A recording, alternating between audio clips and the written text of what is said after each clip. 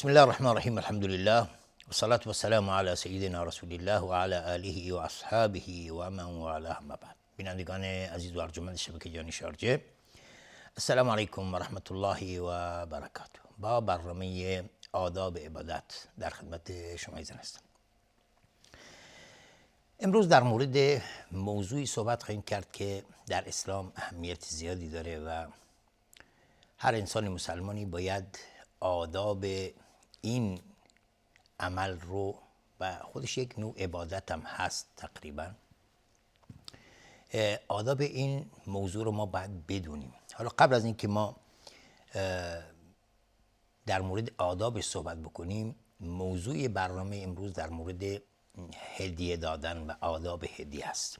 قبل از اینکه در مورد آداب صحبت بکنیم، همه ما میدونیم که هدیه دادن یک اثری بزرگ در دل اون طرفی که هدیه میگیره ایجاد میکنه و باعث ایجاد الفت و محبت بین افراد و در جامعه ایجاد میکنه و باعث میشه که در دل اون طرف درخت محبت کاشته بشه و نسبت به طرف مقابل محبت بورزد و دوستش بداره. و این یک نوع طبیعت بشری است که خداوند در دل همه ما قرار داده که انسان همیشه کسانی که بهش خوبی میکنن یا بهشون محبت میکنن، بهشون هدیه میدن، اینا رو دوست داره. اگر هم این هدیه چیز قابل قابل ذکری نباشه یا هدیه کوچیکی باشه. و به همین خاطر که رسول خدا صلی الله علیه و آله میفرمون تهادوا تهابوا، هدیه بدید تا با همدیگر محبت بینتون ایجاد بشه. تهادوا تهابوا، هدیه بدید که باعث ایجاد محبت میشه. به همین خاطر که ما باید بدونیم که این هدیه دادن که باعث محبت میشه آدابش چیه. یعنی ما بدونیم چگونه باید هدیه بدیم و چگونه باید هدیه رو قبول بکنیم. و قبل از اینکه ما در مورد این آداب صحبت بکنیم، میپردازیم به انواع هدیه. یعنی هدیه دادن انواع مختلفی داره که ما باید بدونیم چه نوع هدیه هست. انواع مختلفی داره. اولا هدیه محبت و مودت هست. یک نوع هدیه محبت و مودت هست که هدف از این هدیه دادن اینه که این اخوت و برادری ثابت قدم بشه و پایدار بشه.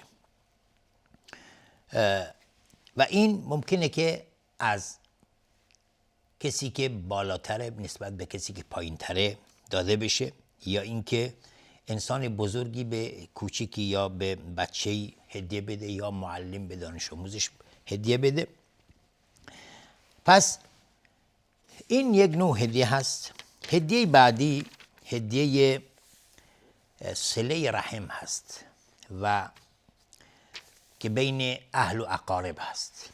مثلا عمو هست، دایی هست، خاله هست، عمه هست. اینا بین همدیگر هدیه میدن. این از باب صله رحم و بر و نیکی به اقوام و خویشان هست. نوع دیگری هدیه اینه که ممکنه از باب تقرب و محبت باشه به سوی خداوند. مثل اینی که انسان هدیه بده به علما و صالحین و ممکنه این که قصدش این باشه که طرف مقابل ممکنه دستتنگ باشه، هدیه بهش بده تا اینکه دستش خوره بازتر بشه. موقعی که انسان ثروتمندی به فقیر چیزی میده. و بعضی وقتا ممکنه قصد از این هدیه قصد تألیف قلوب باشه، دلها را به هم جمع بکنه. ممکنه بین دو طرف مقابل یا دو طرف خصومتی، ناراحتی هست، طرف مقابل میاد هدیه میده تا اینکه او این ناراحتی از دلش در بیاد. همچنین نوع دیگر از هدیه اینه که ممکنه هدیه‌ای باشه که هدیه تشویقی باشه.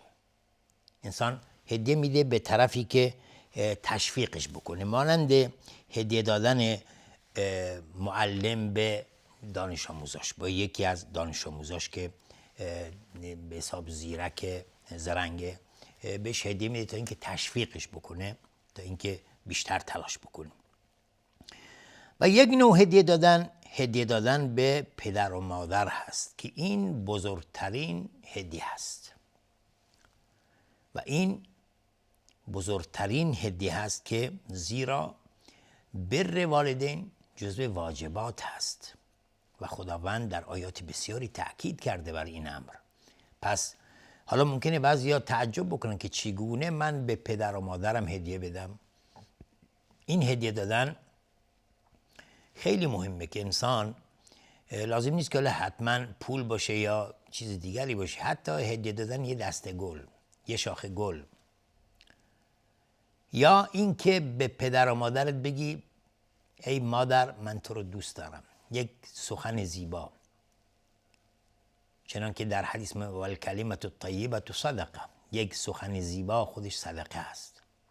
به پدرت بگی پدر من دوست دارم، همین دوست داشتن، گفتن من دوست دارم خودش بزرگترین هدیه است، چون پدر یا مادر انتظار چنین چیزی از فرزندش داره. خب اما هدیه دادن پدران به فرزندان خودش یک احکامی داره و هرگز جایز نیست که بعضی از پدران بیان فرزندانشون رو یکی بر دیگری ترجیح بدند، یا اینکه به یکی از فرزندان هدیه بده به بقیه هدیه نده، یا اینکه اگر هدیه‌ای بده مانند اینکه فقیر باشه یا مریض باشه به عنوان یک سبب شرعی، این ممکنه اشکالی نداشته باشه وقتی که اون فرزند فقیر باشه یا بیمار باشه یا اینکه قرآن حفظ کرده باشه یا حدیث حفظ کرده باشه، شما بیایید به عنوان تشویق یه هدیه بهش بدید، این اشکالی در اون نیست. ولی باید نسبت به فرزندان دیگر هم غافل نباشه و اونها هم مورد لطف خودش قرار بده. پس مادامی که سبب شرعی وجود نداشته باشه، پدر حق نداره که به یکی از فرزندانش هدیه بده و دیگران رو محروم بسازد.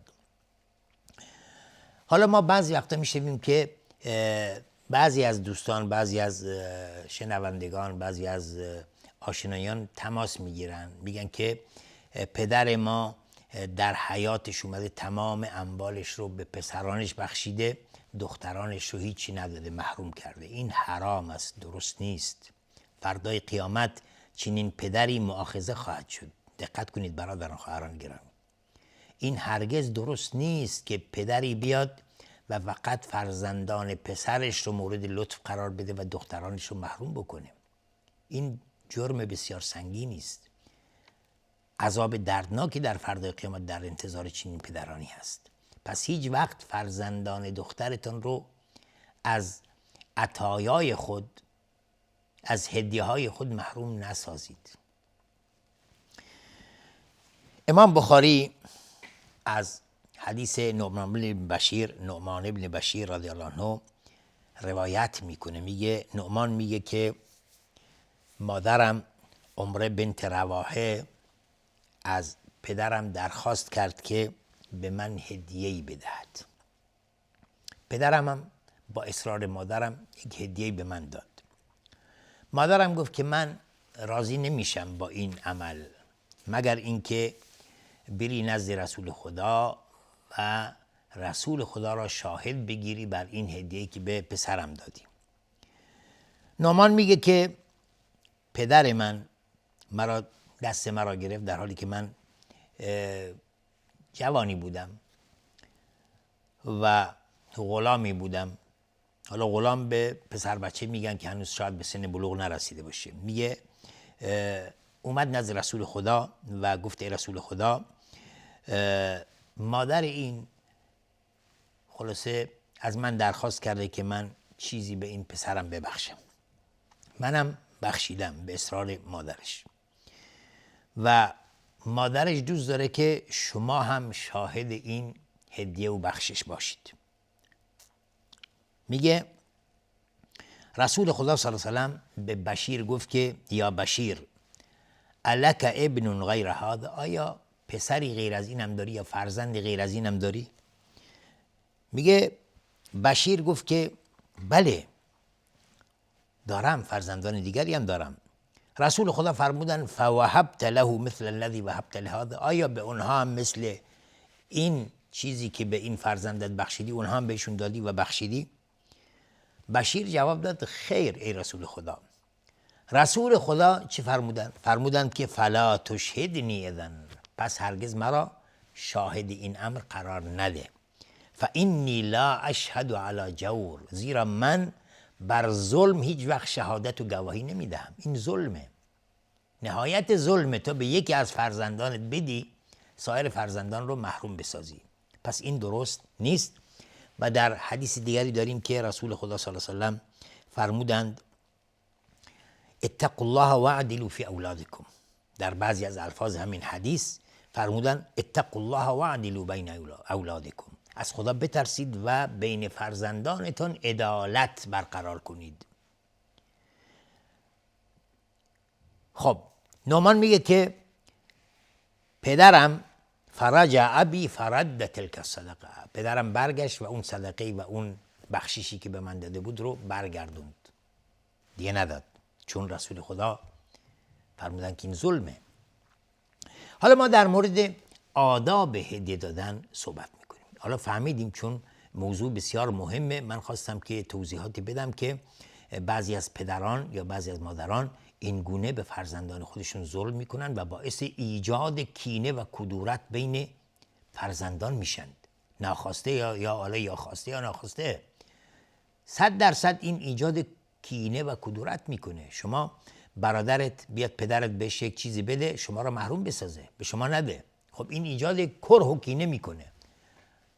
مثل فرزندان یعقوب میشه دیگه. چرا حسادت از کجا میاد؟ از اینجا میاد که مثلا پدری نسبت به فرزندش مثلا یه خورده بیشتر وارسی بکنه یا بیشتر بهش محبت بکنه، خب اونم ظاهر رو میبینن، حکم میکنن که بله پدر ما اون برادرمون رو بیشتر از ما دوست داره، پس بر علیهش اقدام میکنن. حالا در مورد آداب عبادت، آداب هدیه دادن و تقدیم کردن هدیه و قبول کردن اون چه آدابی هست؟ اولا نیت درست و صالح، نیت خالصانه، به اینکه انسان وقتی که هدیه میده نیتش این باشه که این هدیه باعث ایجاد محبت و ازدیاد محبت بشه بین برادران یا بین دوستان و این سبب بشه که دلهایشون نسبت به همدیگر نزدیک بشه و بین مسلمانان ایجاد الفت و محبت بکنه و زیادی ایمان رو زیاد بکنه در دلهایشون. و همچنین امید و آرزو در دل بعضی از مردم که احساس ممکنه بکنن که این دنیا پر از شر و پر از اشرار شده، این نیت داشته باشه که این نیت صالح رو داشته باشه که این نوایای خبیث و نوایای نادرست از بین بره و ایجاد الفت و محبت بکنه بین مسلمانان و بین برادران و دوستان. دوم، خویشاوندان اولاتر هستن به هدیه گرفتن. مثلا شما وقتی که میخواید به کسی هدیه بدید، اول از خویشان و اقوام خودت و نزدیکان خودت شروع کن. به برادرانت، به خواهرانت، به عمهات، به داییهات، به خالهات، به اینها هدیه بده. اول اقربون، اینها اولاتر هستن به هدیه. پس در قرآن هم ذکر شده ول اقربون اولا بالمعروف، نزدیکان اولاتر هستن به این که ما بهشون خوبی بکنیم. پس اولا از خویشان و اقوام شروع میکنه، زیرا جزو صله رحم هم هست. انسان دو اجر داره، یکی این که داره هدیه میده و دوم این که داره به خیشان خودش میده. زیرا این باعث این میشه که اون ارتباط خیشاوندی سختتر و محکمتر بشه بین خیشان و بین ارحام. و بعد از اون انسان از همسایه خودش شروع بکنه. همسایه اولاتر است از یک کسی که دورتره، زیرا خداوند به ما امر کرده که نسبت به همسایه خوب باشیم، احسان بکنیم. و هدیه دادن باعث میشه که بین همسایه ها یک نوع الفت و محبت قلبی ایجاد بشه و نسبت به همدیگر دلسوز باشن و دلرحم باشن. کریب مولای ابن عباس رضی الله عنه میگه که میمونه بنت حارث رضی الله عنها به او خبر داد که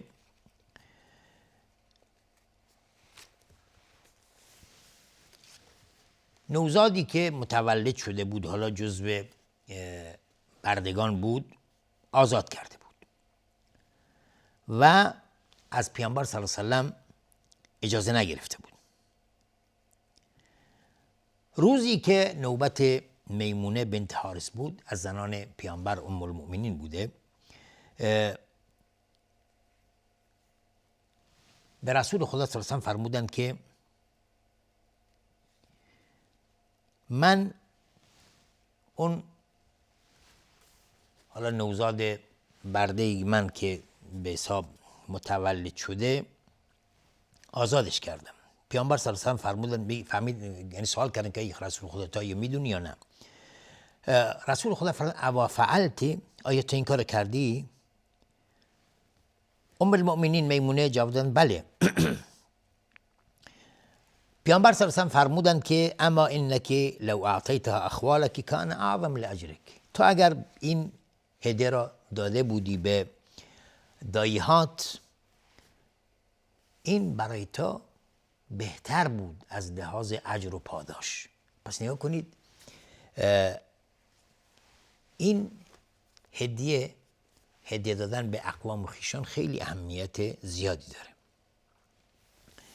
انشالله که خداوند به همه ما توفیق بده که نسبت به همدیگر با محبت باشیم، با مرام باشیم و هدیه بدیم و نیتمون این باشه که الفت و محبت ایجاد بکنه. تا دیدار دیگر و برنامه دیگر، همه شما ایزان رو به خداوند بزرگ میسپارم و آخر دعوانا الحمدلله رب العالمین و السلام علیکم و رحمت الله و برکاته.